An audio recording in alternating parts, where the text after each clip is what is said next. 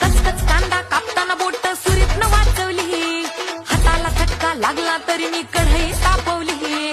कचकच कांदा कापताना बोट सुरीतनं वाचवली, हाताला चटका लागला तरी मी कढई तापवली.